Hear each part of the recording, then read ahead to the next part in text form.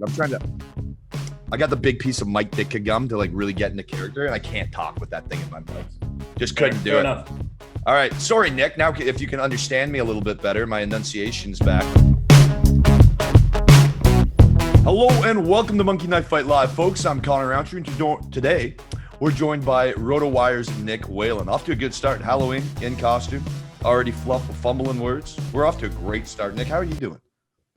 I'm doing well. I appreciate you guys. We moved this up a little bit today to accommodate me getting a haircut at noon Central. Much needed haircut. As you guys can see, I've been wearing hats normally, which I tend not to like to do on these streams, but my hair is out of control. I got a couple weddings coming up, so I had to stretch it beyond my normal, 4 or 5 week plan.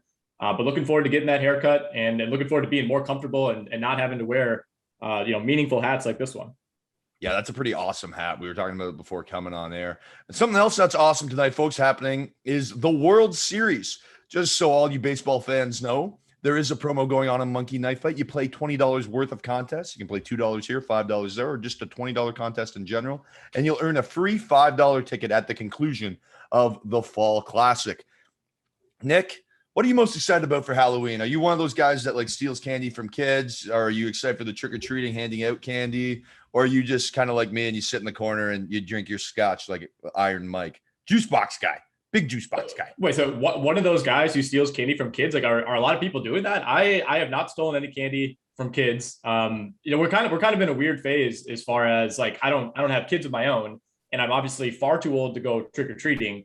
Are you? And like I'm 29, so the college Halloween parties, like at Wisconsin especially, Halloween weekend is a very big deal. You're talking theme parties Thursday, Friday, Saturday. Like you got to have multiple costumes. It was actually kind of stressful because I'm not very creative when it comes to costumes, and I always prefer to wear something more functional. Like I don't want to wear a mask. I don't want to have to like paint my face or anything that's going to get messy. So that led to a lot of ridicule over the years of like, you can't just be Tracy McGrady every single year. You can't just be Ron Dane every single year. But those are functional costumes, and I'm kind of thankful to be at a point in my life where, I hate to say it, but Halloween is just not that big of a deal. It's not that big of a consideration for me. I can tell based on all the effort you put into your costume today. Okay, but I didn't know we were doing costumes on the show. Oh, come on. For me, it was more like the Bears are just in so much trouble. They need some sort of blast from the past. 85 Bears defense. You give up 38 points. I get it was Tom Brady, but things aren't looking good. Now, not too many standout games on the early slate. The Bears are playing. But they're playing for this season against San Francisco. Not too much to say there. You got Josh Allen in action. You got Joe Burrow in action and Matthew Stafford. I got the big piece of Mike Ditka gum to like really get into character, and I can't talk with that thing in my mouth. Just couldn't do it. Enough. All right. Sorry, Nick. Now, if you can understand me a little bit better, my enunciation's back. Let's take a look at these quarterbacks because they're really been the standout, the staple point of this season. And 3 guys that Josh Allen was projected to jump off the page. Joe Burrow. He had Jamar Chase, lots of question marks about the O-line. Well, Jamar Chase is doing all right. Receiving records left, right, and center as a rookie. And Matthew Stafford has taken the reins of those Rams and has really turned that offense into his own thing with Coach McVay, and they look really good. Josh Allen this week, I like the more on his line, 295 yards and a half. I think he can get 300 against Miami. Miami, not that strong a team. Oh, now it's down to 288 and a half. Ooh. But if it comes down, the thing is with Buffalo, even when they're chewing the clock, it's quick, short passes to Cole Beasley underneath, the tight ends underneath. I know Dawson Knox is out this week, but they have a plethora of tight ends back there. And then you got Diggs running outs on the corner, getting to the sideline, stopping the clock. I just don't see how Josh Allen, in an effective winning formula for this game, doesn't go for over 285 yards just with dink and dunk passes against a pretty weak Miami defense. Yeah, it's a weak Miami defense. It's a secondary that's been banged up. It's a secondary that, has now lost to some pretty bad teams these last couple of weeks. Some offenses that have looked mostly incompetent against most of the rest of the league. And then you play Miami and all of a sudden, teams like Atlanta and Jacksonville are marching up and down the field. So, if those teams are able to do it against Miami, it makes you wonder what a team like Buffalo, led by Josh Allen, is going to be able to do. I mean, is the biggest question about this one just blowout potential? I assume that's why the number is maybe coming down a little bit. Buffalo probably won't be needing to sling the ball around much in the second half. I could see this being a game where you walk over into the kitchen, maybe to grab some string cheese, some cheese curds, some crackers, maybe fix yourself Halloween a drink, candy. and all of a sudden, right, and then all of a sudden it's like 27-3 after like a pair of pick sixes from Tua. I don't know. I think I'm going to go less on this one just because I don't think Josh Allen is going to be asked to air the ball out in this game any more than he has to. I just feel he's going to be, I feel like there's one of those games where he's going to be close to 200 yards at the end of the first half. They're going to be in control, and it's just going to be, I think, the dip and dunk passes. You got Singletary coming out of the backfield. You got Moss. They haven't proven to be the best backs rushing the ball to kill the clock. I just think a safe way to win this game is to keep it in Josh Allen's hands. That's why I got to creep towards the more on that one. Let's look at Matthew Stafford next, talking about blowout potential. Houston made things interesting last week, but obviously still fell short. And the Rams, well, they made things interesting in Detroit last week. So it could be something. No, it's not going to be. I'm going to have to take the less. Matthew Stafford, I don't think he's going to need to throw for 300. The Rams have a good O-line. They can get that push, and I believe in their running backs. Whereas I think Josh Allen is a little more crucial to the success and to the driving the ball of that Buffalo offense. Matthew Stafford, he's been great this season, but I just don't think against that Houston defense he needs to throw for 301 yards. So I'm going with the less. Yeah, I'll join you on that. Essentially the same logic, I think, as the Buffalo game, right? Where, this Houston team, and they've been a little frisky, right? I mean, they got to win in week 1 against Jacksonville. And, if at some point they get Tyrod Taylor back, maybe this offense starts to look a little more dynamic. But, they're just going to be way overmatched here against Los Angeles. And I think maybe people are a tiny bit down on the Rams because of how they were able to squeak that win out against Detroit. But I thought Detroit, I mean, they pulled out like multiple trick plays, onside kicks, like they were controlling the ball. I think they played that about as well as they possibly could have.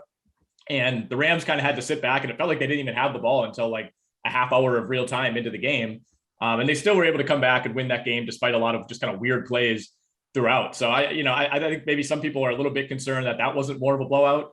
I don't think that happens 2 weeks in a row. I think they handle Houston very easily here. Yeah, I'm with you on that. What's your read on Matthew Stafford dropping back in the pocket? Just in general, like how he's looked? Yeah, well, no, just for as it pertains to his line on Monkey Knife Fight. Right. Well, I'm going to go less on that. I think, like we said with Josh Allen, I don't think they're going to ask him to do too much. I think, as you mentioned with Allen, I think this could be a big first half for Matthew Stafford, but I think they're happy to let Darrell Henderson, run the ball on this Houston defense. In terms of yards per attempt, Houston's way up there. They're like bottom 5 in the league, but like a lot of bad teams, they haven't allowed that many passing yards because teams are just running the ball, running out the clock in the second half. They've allowed, a ton of rushing yards. They've allowed the most rushing touchdowns. I think it's going to be a big first half for Matthew Stafford and then a very quiet, let's just get out of here with a win second half. Yeah, I'm completely with you on that one. I'm riding with the less on with you there, Nick. Matt Ryan had a big week. Obviously, we've just mentioned it. It was against that Miami Dolphins defense, and he cooked and fried those Fins last week, and he's looked pretty good doing it. But if you look at his last 4 starts now, a QB rating over 110, I believe 10 touchdowns to 1 or 10 touchdowns to none. He's really found that form that we saw earlier in his career, that Matty Ice, where he can go out there and he can ice a game with his arm. And it's awesome to kind of see that passion, especially on a team that doesn't look all that competitive. But this game in particular is a game I think they can win. Obviously, Carolina has lost every game without Christian McCaffrey this season, coming off of a pretty embarrassing game against the Giants. There you go, Jason. Big win last week. There you go, buddy. There's a little prop to you. But Matty Ice, I got to take the more on this because I think it's going to be competitive. I know Carolina is good at getting after the quarterback. I know they have a top-ranked defense this season, but in a game where a competition level comes through, it's those X factors. It's a divisional game. I just think Matt Ryan is going to be pushing the ball down the field. He's got Pitts. He's got Ridley. He's got the weapons. If he can get a little time, Cordell Patterson out of the backfield, I think this one's a good more. I think this is a fun line to hit. For the early birds, this is one that I'd go after. Yeah, this is a tough one for me. I mean, he's been over 300 each of the last 2 games, kind of needed some, he had a couple big completions to Kyle Pitts on that last drive last week in that Falcons victory. Well, had he not had those, all of a sudden he's going well under 300 yards. So I kind of go back and forth. Like, as bad as Carolina's looked without McCaffrey, I believe they've dropped 4 straight now.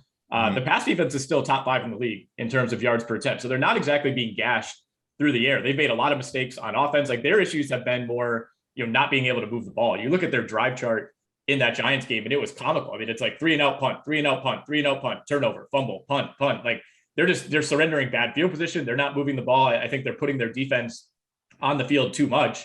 And that defense, granted, hasn't looked as good as it did 2-3 games into the year when they were the number 1 defense in the league. But I think the offense is more the issue. So I think they can contain Matt Ryan. I think the emergence of Kyle Pitts, alongside Ridley and Patterson, who can certainly gash you, out of the backfield in the passing game as well, is a concern. But I think this is actually kind of a sneaky like bounce back spot for Carolina. I don't know that they win the game, but I don't like that was the worst loss of the week. Apologies to the New York Giants and the Giants fans, but like that was just a thorough butt kicking from start to finish. And I think people are now way too down on Carolina. I think there's a decent chance that they at least bounce back and make this a respectable game and are able to contain Matt Ryan to some degree. I don't know that he gets over 281. I like him to go for over 281 when your number one running back is actually a receiver in Cordell Patterson, right? It's going to be those little flares out of the backfield, those screen passes. And we've seen Patterson. I saw him in Chicago in prior years break those. We saw him in New England break those. Great kick returner, great with the ball in space. And that's why they're using him as a running back. So I don't see how Atlanta can move the ball outside of the pass attack from Matt Ryan. As you said, 300 yards in back-to-back weeks. And that Carolina defense, one thing to note, right? They were a top 5 defense when Christian McCaffrey was in the line, a top defense when Christian McCaffrey was in the lineup because their defense wasn't on the field for 30 plus minutes a game. And that's going to wear you down. And when you have Calvin Ridley running goes and you have a big guy like Kyle Pitts with a linebacker on him with that kind of speed later in the game, those guys aren't going to be able to keep up. It takes a lot more energy to play defense than it takes to play offense. And that's why I love the more on Matt Ryan there. So, all right. Yeah. I mean, I see the logic there. I don't think I would say this is a lock by any means to go under. It's just like, if the Falcons come out and win this game and Matt Ryan has another 300-yard game, like suddenly they're very much in play to potentially, win this division, or not win this division, I guess, compete for a wild card spot in that NFC South division behind Tampa Bay, because I don't think anybody feels great about the Saints coming off of that game last week where it looks like they have like no receivers, and who knows what Michael Thomas looks like when he comes back. I mean, Carolina's fallen off a cliff. Like I think we were very quick to write Atlanta off, but a win here, all of a sudden they're right back in it. Yeah, no, it's really nice to see Matt Ryan competing again, as I said before. But let's transfer from the old sheriff to the young gun. Joe Burrow, my oh my, answering questions left, right, and center. Cincinnati fans, I'll throw this one to you. You feel good about the Jamar Chase draft pick now? Because I was one of those guys that was sitting back when I was like, they just killed their quarterback. Joe Burrow won't play 3 years in this league now. You see what happened last year, and then you go get Jamar Chase? Cool. You got his favorite target from college, but he can't get the ball to him. And I look like an idiot, just a complete fool. And that's why I'm dressed up as the coach today, so I can feel better about myself. I like the more on Joe Burrow against the Jets. He's been hard to stop. I think the Jets, at home, they put up some good fights this season, but since he's rolling right now, that win in Baltimore last week impressed the crap out of me. Jamar Chase, over 200 yards receiving. I got to take the more of Joe Burrow. Literally, he could throw the ball to Jamar Chase, and there's a possibility he could get 265. Yeah, I mean, the one thing that worries me is you look at that yardage total from last week, 416 against primarily Marlon Humphrey and that Ravens defense that just had no answers. It's kind of jarring to see the Ravens be the team that's like diving at ankles and missing tackles left and right. Like they're almost like one of the last defenses that you picture having a game like that. But that just speaks to how much this offense is clicking and how much confidence Cincinnati's playing with right now. I think this is a pretty easy more, right? I mean, I guess we could make that same argument that we made about Stafford and we made about Josh Allen, where, going up against Mike White, I don't think the Jets are going to be able to move the ball whatsoever. This is probably a game Cincinnati puts away relatively early, but in order to do that, I think they're going to rip off some big plays. That's kind of been the hallmark of this offense, right? It's like not even Jamar Chase, but CJ Uzama, T Higgins, like some of the yak yardage that those guys are racking up in these games.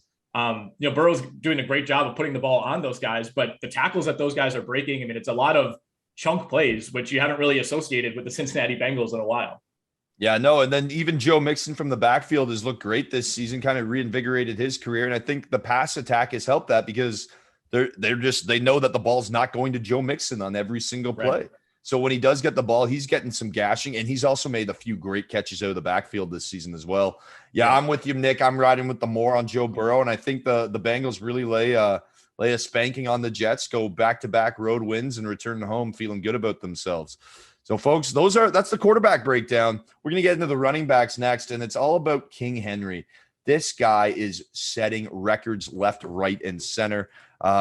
He's the only running back, including a couple Hall of Famers like Dickerson, to rush for over 750 yards in the first 7 games and 10 touchdowns. There's only 4 guys to ever do it. He's the 4th. Unbelievable, King Henry. Just all hail the king. I believe his line on Monkey Knife Fight's a little over than 109 rushing yards. Guess what? He gets it. I get that they're in Indianapolis. Indianapolis has got a pretty solid defense the last few years. Henry ran over them for, I believe, 115, 120 yards earlier this season. You know where the ball's going. Good luck stopping it. Did Fred Taylor never do that 750 and 10 touchdowns? I swear it seems like he'd be the next guy in that list. Was he actually number 4 and this number 5? No, I think he was too banged up at all times. Kind of a tragic nickname. You never want to be called Fragile Fred, especially as a running back. I'm with you here. I mean, I think last week we said, Derrick Henry is just like an automatic more, no matter what the line is. And I believe he went under. I mean, he only had 86 yards on 29 carries against Kansas City, but I think we're starting to see teams just sell out to stop Derrick Henry. And then what happens is all of a sudden you're getting gashed in the running game, or in the passing game, and it's 27-3 because you're focusing all your attention on stopping this guy. And, receivers are running free. Derrick Henry's throwing touchdowns. I do question how this game is going to go, because Tennessee opened up as like 2 or 3 point road favorites, I believe. And I just checked now, it swung all the way to Colts -2.5. So there's a lot of momentum on the Colts in this game at home, maybe kind of a letdown spot for Tennessee coming off of those big wins against Buffalo and KC. But at the same time, it's like, it's really hard to pinpoint a single reason, why this Indianapolis team would be able to slow down Derrick Henry. Like you said, they gave up 113 yards to him back in week 3. He also had a few catches in that game, not necessarily something that you typically associate with Derrick Henry. And honestly, when we're talking MKF contest, we don't care if they win the game or not. Tennessee could very well lose this game by 3 or 6 or 7 points, whatever it may be, and Henry could still go for 130 yards. So I just don't feel comfortable ever taking the less on Derrick Henry until he gives us like a real reason to. It says something that like his down games this year are still 86 yards. Most running backs, like they'll have a bad game and they'll finish with like 35 yards on 11 carries. The volume is always going to be there with Derrick Henry. Yeah, you said it. It's just, it feels silly ever trying to think to go against Derrick Henry on Monkey Knife Fight. Pardon me. I love them more. The Titans D, they held Pat Mahomes to a 62.3 passer rating, picked him off. I mean, I don't see how Carson Wentz can move the ball all that well if the Titans defense is playing this hot, which means the game script for me is Tennessee's football, grind the clock down when you have the ball, score on long possessions, take the crowd out of it, just drown Indianapolis in their own home if you can. And I think Derrick Henry is literally the best running back in the league to do such thing. Cooper Kupp, man, has he been effective this season. Holy moly. First wide receiver that we're really breaking down here today on Monkey Knife Fight. Man, has he been fun to watch with Matthew Stafford. 8 receptions seems doable in any game for Cooper Kupp this season if Matthew Stafford is playing for a win the entire time. It's just Cooper Kupp gets so many of those screens underneath. I'm really struggling with this line because of the fact that Houston, I just don't know if the Rams are going to need to be passing the ball. And do you want to risk Cooper Kupp at this point in the season? When you have some depth, you have Van Jefferson, you have Robert Woods. I have to take the less out of just, it's not from what I've seen on paper, but it's just the game script that I'm seeing. I have to take the less on Cooper Kupp. Yeah, I mean, this is a tough one because obviously the numbers lead you in the opposite direction, but I think this maybe is the week that Cooper Kupp's 7-game streak of double-digit targets comes to an end. I don't think it would be any fault of his own or Matthew Stafford's or the offense. I think it would just be the game script, right? And I think if we think it's a relatively quiet day for Matthew Stafford, and this is a game that they control on the ground, I think it's going to be tough for him to top that number, which continues to rise justifiably week to week. I mean, 10 catches, that was a season high last week. against Detroit. And that was a game where they, it was competitive throughout. They were throwing for all 4 quarters of that game. I don't think that happens this week. I think I'll join you on the list for Cooper Kupp, who many people are saying best white wide receiver since Joe Jurevicius. He's wow. I haven't heard that name in a long time. I mean, there's been some guys, you got one of my heroes growing up was Wes Welker, just because, underdog, whenever the ball was thrown to him, he made a point of catching it, even if he got just clocked. And that's why, concussions came in later. But yeah, very similar receiver, right? Quick guys, Cooper Kupp. Yeah, I'm riding with you on the less. And then we talked about Jamar Chase earlier. I think I have to go with the more right now from how hot him and Burrow are feeling together. He gets that one big play like we've seen multiple times this season. He gets half of that. And he's Joe Burrow's number one guy, and there's no if, buts, or ands about it. So I'm taking the more there. Yeah, with Chase, it just seems like it shouldn't be sustainable what he's doing week to week, right? Like you think of his long one, what did he have? Like a 70-yarder last week against Baltimore, and he catches the ball over middle. There's like 3 defenders all there, and he just like kind of spins his way out of this tackle, and all of a sudden he's gone. And it seems like he has to play like that every single week, where it's either that or, against the Packers, there was that kind of Hail Mary basically before halftime. And, Darnell Savage, the Packers safety, just like dives with his eyes closed and somehow misses the ball. That's a 60+ yard touchdown for Jamar Chase. Like, he doesn't even have, he's not a guy that has to get 8, 9, 10 targets like Cooper Kupp, because it feels like every third or fourth catch is going for like 30+ yards. Who do you think, who's the best receiver that you've ever seen play? Let me ask you that question, just from start to finish in your lifetime. Yeah. Well, are we counting Keaton McCardell or is he excluded from this? Excluded. Okay. So non-Keaton McCardell, I don't know, man. I mean, it's Randy Moss is the right answer, I think. And, I kind of struggle with that because like, I was like obsessed with Randy Moss as a kid, but I was also 9 years old. So it's like, I don't know if I was properly judging him, although the numbers I think would back that up.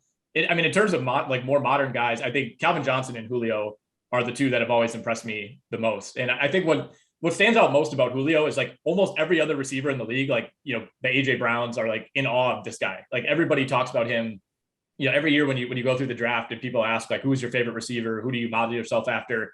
Everybody says Julio Jones. Like I think he is almost in the same way that a lot of young NBA players like idolize Kobe. And you can make the case that, certainly Kobe is not the greatest player ever, but there's something about Julio that even though nobody's going to say he's better than Jerry Rice or, even on like a pound for pound basis, like I think Calvin Johnson was probably better. But Julio is just like the perfect mix of production and just like overall coolness in terms of watching this guy play. Yeah, I got a fun Julio Jones story. He actually went on a date with my partner's sister. Fun fact, my boyfriend's sister. So there's something that you don't see every day. No way. But this is why I brought this up.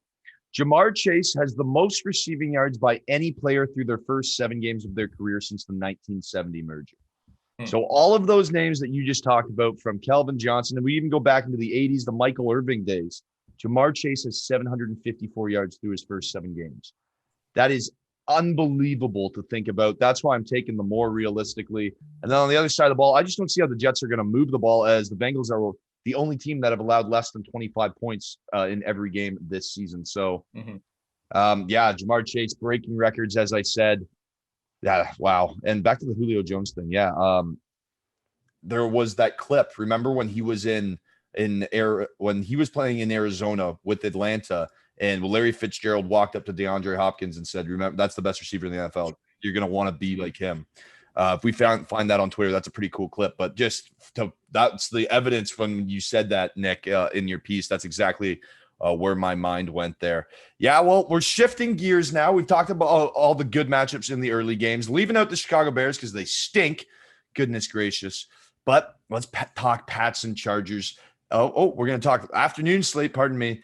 We got Brady and the Bucks. They're visiting the New Orleans Saints in a game for the division, and it's going to be, I think, a fun game to watch from the fact that it's going to be in New Orleans. But I think Tom Brady goes out and does what he does best. I mean, he didn't really need to do too much because the Bears had 5 turnovers last week. Like, I think 3 of them were inside their 30. So he had 4 touchdown passes and didn't even need to throw for 310 yards. But in the game where the Saints are bringing in Mark Ingram, there's going to be some hype behind that. Sean Payton said, yes, he's playing this week. Obviously, he's going to be the understudy to Elvin Kamara. But it feels like this could be a classic Bucks Saints game that could be fun to watch come Sunday afternoon. I'm going to take more on Tom Brady. The stats don't lie, and the Saints always seem to give Tom Brady a good fight since he's been in the Bucks jersey. So I'm going to take them more. Yeah, I think this is a game where like all the numbers point to Tampa Bay rolling over New Orleans in this game. I thought the Saints looked terrible in that win against Seattle. I mean, Sean Payton, even after the game, was like, yeah, our receivers are awful. A Seattle team that has like virtually no weapons. They get that one big play from DK early on and like really didn't move the ball at all after that. And the Saints just couldn't really do anything with it. So that's a little concerning. I mean, we saw Alvin Kamara just like run into the line for 2 yards over and over and over. And now he's going up against like by far the best rushing defense in the league. So this is a game where you're essentially handing the ball to Jameis and saying like, our only hope is you need to figure something out here.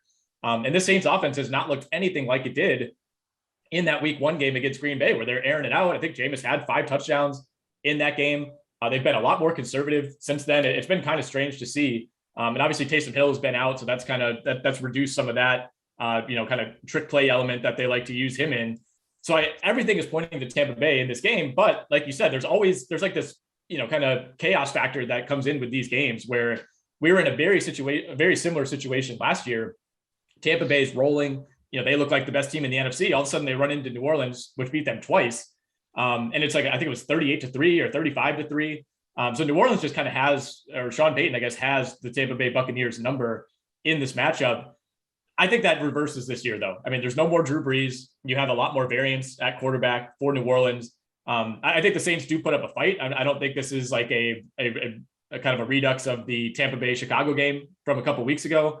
But I think the way that Tampa Bay is rolling right now, despite missing some key weapons every single week, it just hasn't mattered. And they played a pretty soft schedule. It remains soft the rest of the way.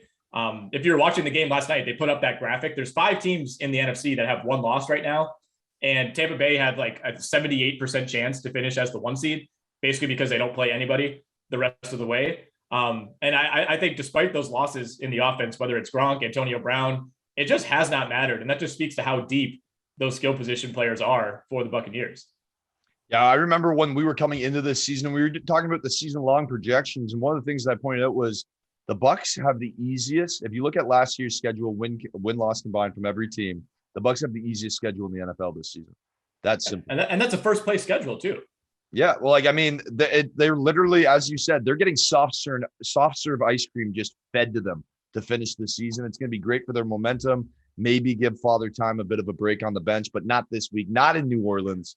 I'm liking them more on Tom Brady. Another gunslinger. Man, do I love Justin Herbert. I love talking about him. I love this rivalry, this comparisons with Patrick Mahomes now. Man, can this kid sling the rock? In New England, at home against New England, and New England's looked really good. When Bill Belichick wants to, he seems like he just locks down with his defense. Good luck locking down Herbert, though. I like the over 290 pass yards, especially when Austin Eckler is your running back. And we talked about kind of that Cordell Patterson thing earlier, right? Austin Eckler gets more yards through the air than he does on the ground for the better part.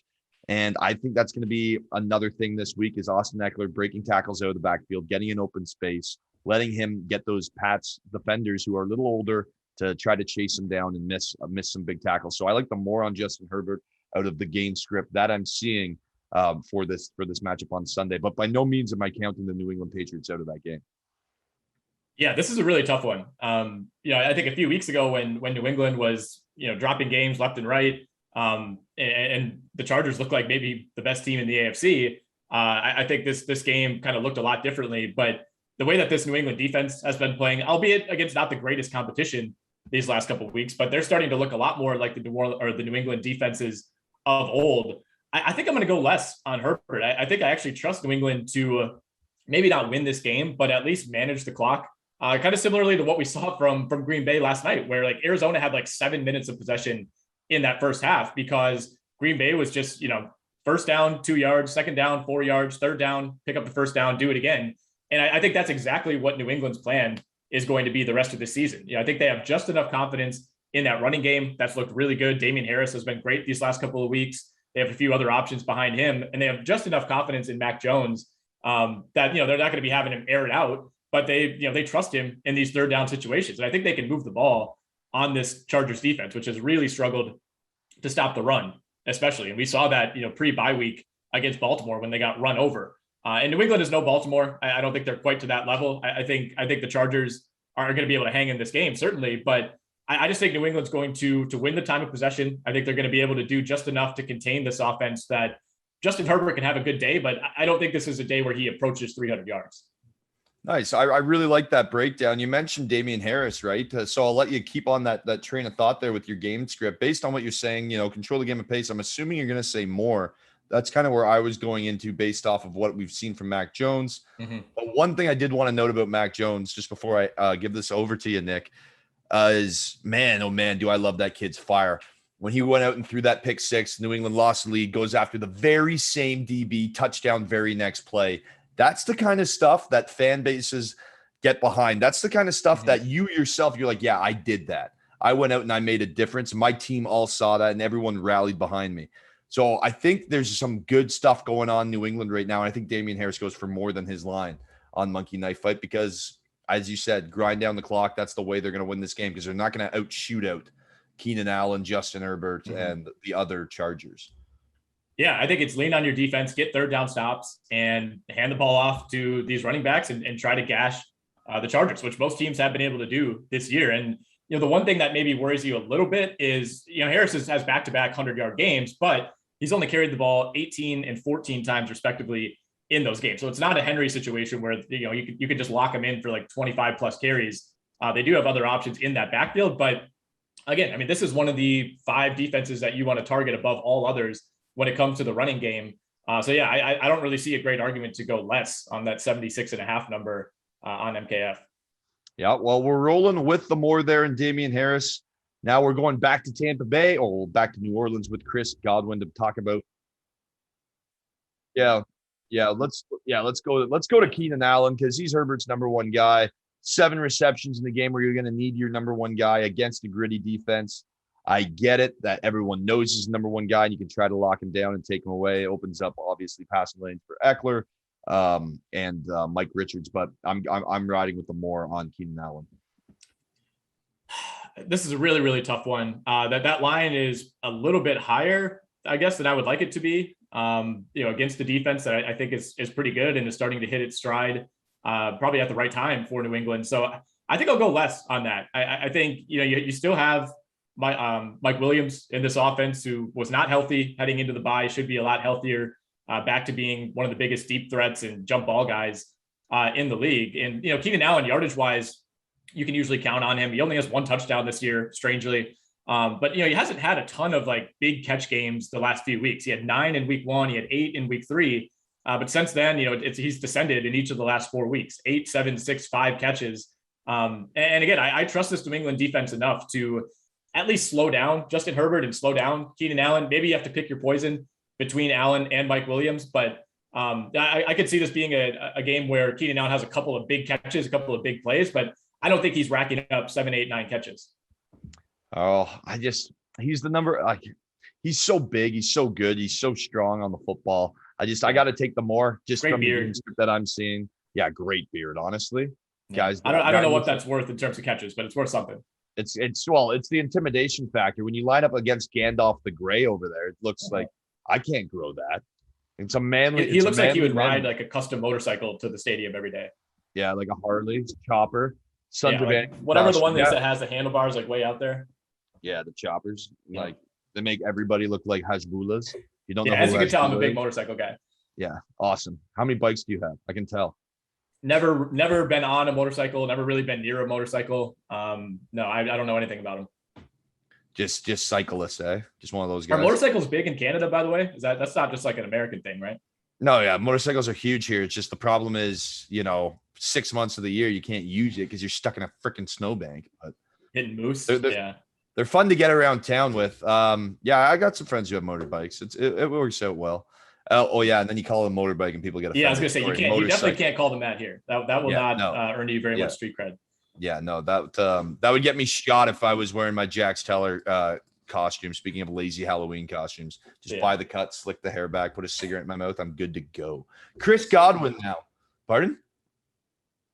Yeah, Okay, I wasn't sure. I was Charlie Hunnam. Charlie. Got You got to get that. Got it. Making Not sure I got familiar. the reference. Yeah. Have you not seen that show? I've heard of it. I don't know anything about it. You should watch that show. I've never seen Sons of Anarchy. No, I heard it's really good though. Yeah, it's great stuff. Very real. So it definitely takes an emotional toll on you. I'll say that. Mm-hmm. Just like last week on my birthday, when Chris Godwin and his Buccaneers just committed a homicide on the Chicago Bears in Tampa Bay. Still looking for the head coach for the Bears, Matt Nagy, dead on arrival. Hate that guy. Chris Godwin, this matchup, I like the more. He needs it. Tom Brady, if I'm riding with the more and the more, I'm just killing Nick over here. I'm bouncing all over the place, but it's a more. Poor Matt Nagy. I was like, I'm worried about him. Like, what if they lose this week? Like, what is he? What are his chances of surviving another 7 days? I don't know. I mean, Godwin's been ridiculously dependable for essentially being like the number 3 or even at times number 4 option when Gronk is healthy in this offense. Because when Antonio Brown's been healthy, he almost seems like the number 1 guy, and then Evans seems like the guy that's always getting the touchdowns. But no matter what, like even when it seems like Godwin's not being targeted all that much, or he's just kind of hanging out in the slot, all of a sudden you look and he's got 8 catches for 111 yards like last week. He's been targeted double digit in 3 games already so far. That offense is still banged up. I think this could be another big week for Chris Godwin, although I do have a lot of respect for the New Orleans secondary. I think that is a pretty good group that's been hurt early on. They're starting to gradually get guys back. I think we agree that this will be a relatively big game for Brady. I don't think it's going to be like a 400-yard day where they're just marching up and down the field, but Godwin always finds a way, man. I mean, he's got to be, I think to me, he's probably number 1 or number 2 in terms of guys who aren't the number 1 receiver on their own team. Yeah, for sure. He's so talented. And realistically, you said it right. When you have 3 number 1 WRs, like, what are you going to do? Oh, you're going to go get Tom Brady. You're going to go win a Super Bowl. And then you're going to go 6-1 and probably 7-1 through 8 weeks on the next season. Now, Sunday Night Football. This is a great matchup. You got Dallas. If they were at home, I'd just be like, Dallas going to win this game. Yep. But they're on the road playing in Minnesota. Always a tough place to play. You got the Purple People Eaters kind of making a comeback. Minnesota's looked much better over the last few weeks. Cousins is starting to throw the ball. I have zero faith in Kirk Cousins as a quarterback, but you know what? He's looked decent over the last few weeks. But if we're going to start with talking about quarterbacks, I think it all has to start with Dak Prescott here, because there's no, like, he is the MVP. 445 yards last week, over 50 pass attempts. Like, he is the Dallas Cowboys at this point. I know in the contract disputes, everyone was like, Zeke is the face of the offense. Well, Zeke has reemerged this season. Without Dak, we saw what happened last year with Andy Dalton. He has looked so good, and it's no secret that the Cowboys have rattled off 5 straight wins. So I got to take the more on this. No matter how injured Dak is or isn't, Dak Prescott's one of those guys for me right now, playing at such an elite level. Yeah, I love the more. If he plays, I love the more. I think this Cowboys offense has been probably my favorite team to watch so far. I mean, they're kind of like Tampa, where like their 3, 4, 5 options in the offense are still super dynamic. They have tight ends coming out of nowhere who all of a sudden look like they're top 5 at their position. CeeDee Lamb is like a luxury item for them, and he's been fantastic this year. I just wonder if Dak plays. I mean, you look at the way that he was talking about this being out of his hands yesterday, almost led me to believe that he's expecting to be held out. The best argument that I've heard for holding him out is, one, we don't really know what to think about this Minnesota team. Like there's still a lot of talent. They're a proven team that's like kind of either made the playoffs or been right there the last 5-6 years. So they're certainly a team that could win this game, especially at home. And this is one of many games this week where I feel like if it was flipped, I would feel really confident about the home team winning. But there's a lot of teams that I like that have to go on the road this week. But the other thing is, like, the Cowboys can afford to lose this game, right? Like, look at the other teams in that division. You have the Washington football team. That was close. Almost said it. You have the New York Giants. Sorry, Jason. Wow. And you have the Philadelphia Eagles. The Eagles have no interest in winning games. They shouldn't, at least based on, what kind of draft capital they have coming up in this 2022 draft. Those other teams are like 7-win teams at best. Is it worth pushing Dak through an injury that he could potentially tweak and end up missing 3 or 4 weeks just to push him through this game, which even with Dak, it's still going to be a competitive game. It's not like it's an automatic win. I could see Dallas holding him out of this game, hanging on for dear life with the backup and just getting Dak back, in 2 weeks when he's at 100%, because they're not in a situation where they have to go win for win with the rest of that division each week. Yeah, that's actually a really good point to bring up there. So it all really depends if he plays, and I just feel like his competitive nature, he's going to want to start, and we'll see. We'll see what happens. Mike McCarthy is more as known as a bit more of a player's coach, and usually lets his players play from what I've seen. So we'll see. We'll see what happens. But if I'm with you, if he starts, I like the more. As for Kirk Cousins, I mean, we said it. This guy's kind of coming alive, right? He wins. This is probably the streakiest quarterback I've ever seen in my life. Like, you like that? You like that? No, I don't like that, Kirk. I really don't like that. Make up your mind. Are you going to throw for 373 or are you going to throw for 203? I like the more in this one. I think he's going to have to move the ball. The Cowboys, with or without Dak, have shown me that they can run the ball. That two-headed monster of Zeke and Tony Pollard has looked amazing. I'm riding with the more and more, and what I expect to be a shootout in Minnesota come Sunday night. Kirk Cousins in primetime worries me, right? I think he's 0 of 9. He's 0 of 9 career on Monday night games. I don't know where he stands on Sunday night games, but you got to think it's similar. He's just been a maddening guy to figure out. You said it. I mean, my distaste for Kirk Cousins dates all the way back to his Michigan State days when he had very similar swings, going up and down game to game. Obviously you feel a lot better about Minnesota's chances in this game if Dak doesn't play, but that doesn't necessarily affect, that Dallas defense. Kirk Cousins has as good of weapons as just about any team in the NFC. I think the Bucks and the Cowboys are maybe the two teams you'd put ahead, but having KJ Osborne emerge as like this out of nowhere, really good number 3 behind one of the best duos in the league, and Thielen and Jefferson. You have Dalvin Cook back healthy. Alexander Mattison looks like a very capable number 2. So there's really no excuse, for Kirk Cousins not to be a little bit more consistent. 289.5 on the yardage is a relatively high number. If this was a 12 start, if this was a 325 start, I'm talking Central Time here, I would feel a lot better about this, but we got to follow the numbers here. Kirk Cousins in primetime, it has not been good. It's been mostly disastrous. And I see no good reason to pick against that, especially on Halloween weekend. Yeah, Halloween night, but that could be it. He could just go out there and give you a heart attack and throw for 400 yards. He could. I mean, it's gonna. I feel like it's gonna be like dramatically good or dramatically bad. I don't see this going one way or the other. Well, I don't think he just has an average game. Like, it's either like, wow, he's the worst quarterback of all time, or Kirk Cousins is back. I feel like you just summarized Kirk Cousins' entire career. The most frustrating quarterback to watch. You never know what you're gonna get. I'm taking the more. It sounds like Nick's riding with the less. But folks, it was a fun show.